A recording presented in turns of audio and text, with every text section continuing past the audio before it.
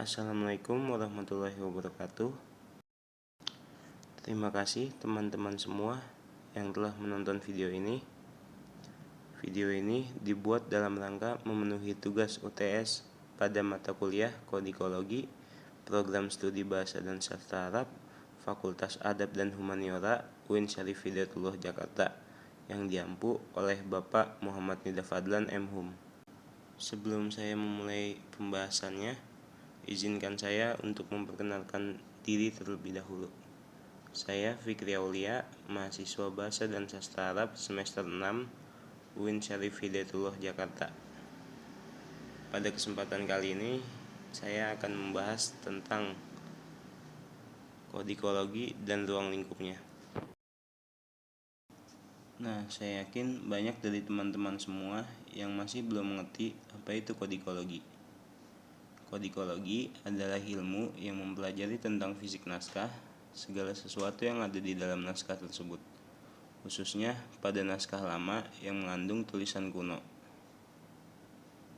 Kodikologi berasal dari bahasa Latin, yaitu codex yang artinya buku dan logi yang artinya ilmu. Jadi, kodikologi adalah cabang ilmu yang meneliti tentang buku, tulisan tangan, atau dapat diterjemahkan juga dengan kata naskah. Nah, selain itu, di dalam kodikologi banyak juga cakupan kajiannya. Di antaranya yaitu tempat penyimpanan naskah, alas naskah, penjilidan naskah, teknologi peracikan tinta, marginalia, upaya dokumentasi dan katalogisasi naskah, serta iluminasi dan ilustrasi, dan masih banyak yang lainnya. Kodikologi ialah ilmu kodeks. Kodeks dapat berarti bahan tulisan tangan, atau menurut The New Oxford Dictionary dapat berarti manuskrip volume, atau gulungan atau buku tulisan tangan.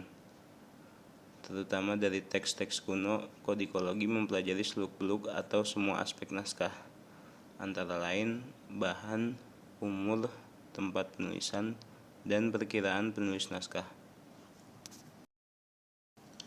Secara umum, kodikologi dapat dipahami sebagai kajian terhadap buku, terutama pada era setelah mesin cetak ditemukan. Kata kodeks sendiri telah digunakan untuk merujuk pada sebuah buku. Akan tetapi, secara khusus, kodeks yang dimaksud dalam konteks pernaskahan adalah naskah kuno tulisan tangan yang menjadi objek utama kajian filologi.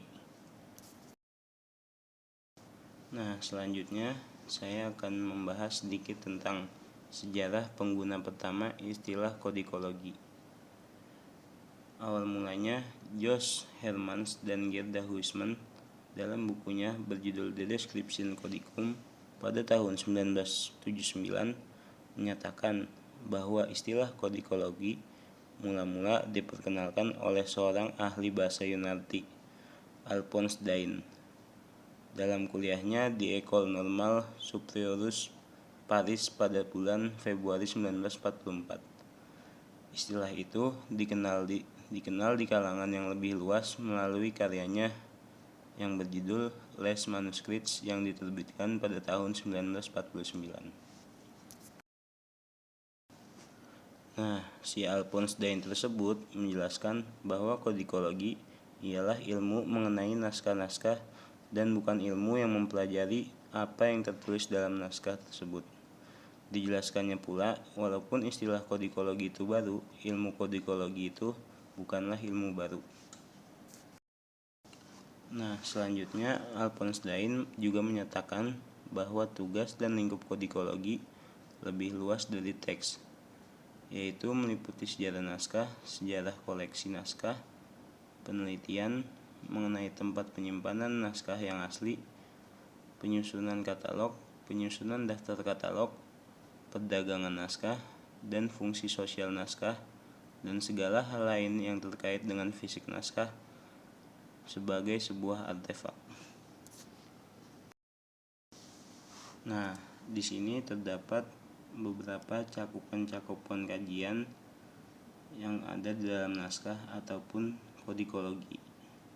Yang pertama itu ada alas naskah, lalu ada tempat penyimpanan naskah, penjilidan naskah, teknologi peracikan tinta, marginalia, dan ada iluminasi dan ilustrasi.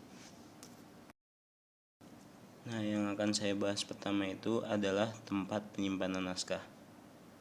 Naskah merupakan warisan tertulis, maka naskah biasanya tersimpan di daerah-daerah atau kawasan yang memiliki huruf daerah. Selain kawasan yang mempunyai huruf daerah, ada juga daerah yang mewariskan budaya lewat aksara Arab. Daerah-daerah tersebut juga merupakan sumber naskah atau tempat penyimpanan naskah. Selain itu, penulisan ataupun penyalinan ataupun penyimpanan tentu dilakukan di daerah-daerah berbudaya dan di tempat-tempat elit, seperti contohnya di istana, di museum, di pesantren, ataupun di rumah-rumah orang intelek. Selanjutnya ada alas naskah. Alas naskah atau sering disebut juga dengan bahan naskah ialah sesuatu yang dipakai untuk menuliskan teks sehingga terbentuk suatu naskah. Menurut Albertin Gaur, sebagaimana dikutip pada Mulyadi, menyatakan bahwa pada masa lampau di seantero dunia tulisan-tulisan diabadikan dalam berbagai benda, seperti bambu yang ada di Cina, daun palma di India, batu-batu yang terbuat dari tanah baja linen ataupun sutra, dan masih banyak yang lainnya. Nah, menurut Jumsari Yusuf, naskah-naskah yang ada di Indonesia dibuat menggunakan alas atau bahan yang terbuat dari kertas daluang, daun lontar, daun nipah, ada yang menggunakan kulit kayu, ada yang menggunakan bambu juga, dan ada yang menggunakan votan. Namun, pada sebelum itu, nenek moyang kita mengabadikan tulisannya dengan menggunakan tonggak batu, lempengan tembaga ataupun emas, karena mereka tahu bahan lontar ataupun bambu ataupun kulit kayu itu mudah rapuh. Oleh karena itu mereka mencari bahan yang lebih kuat, dan tulisan-tulisannya yang terdapat dalam bahan itu kemudian disalin kembali pada kertas yang sampai saat ini kita bisa lihat. Nah, selain bahan-bahan tersebut, di daerah Jawa Barat, naskah-naskah ada yang menggunakan alas janur, daun enau, dan daun pandan. Ada juga yang menggunakan daun deluang atau daluang, ialah jenis kertas yang dibuat dari kayu sebagai campuran. Dahulu daluang banyak dibuat di pesantren Telaga Sari di Ponorogo. Selain daluang, alas naskah lain banyak yang dipakai menggunakan daun lontar. Sampai sekarang masih dipakai untuk menuliskan teks-teks di daerah Bali dan Lombok. Daun lontar juga digunakan dalam naskah kelinci. Pemilik naskah kelinci menyebut daun lontar itu dengan istilah kelopak betiing. Sampai abad ke-20, daun lontar juga masih dipakai untuk alas naskah Jawa Timur dan Madura. Di Banyuwangi, kegiatan bacaan yang berarti membaca lontar dalam hal ini dinamakan lontaran. Biasanya dilakukan dalam kaitan upacara nujuh bulanan, kelahiran, hitanan, perkawinan, atau untuk memenuhi nazar. Selain daun lontar, alas naskah di Kerinci juga ada yang menggunakan bahan lain seperti tanduk kerbau, bambu, kulit kayu, telapak gajah, daluang, dan kertas. Pemakaian telapak gajah sebagai alas naskah hanya dijumpai pada naskah Kerinci. Bentuk dokumennya biasanya segi 4.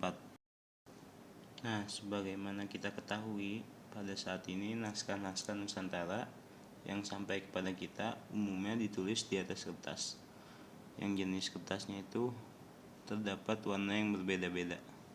Ada kertas yang berwarna putih polos, biru muda, dan ada yang bergaris horizontal ataupun garis kombinasi. Adapun berbagai macam bentuk-bentuknya pula. Ada yang berukuran oktavo, quarto, ataupun folio. Nah, mungkin dari teman-teman semua saat ini sudah mulai ada gambaran terkait apa itu kodikologi dan cakupan-cakupan ilmu yang ada di dalamnya. Nah, teman-teman, mungkin cukup sudah penjelasan dari saya terkait kodikologi dan cakupan-cakupan ilmunya. Jika dalam pembuatan video ini masih kurang dari yang dibutuhkan, kami meminta saran serta kritik kepada pembaca untuk memberikan masukan dan motivasi agar kedepannya kami dapat menyajikan video yang lebih baik lagi. Terima kasih, mohon maaf bila ada kekurangannya. Assalamualaikum warahmatullahi wabarakatuh.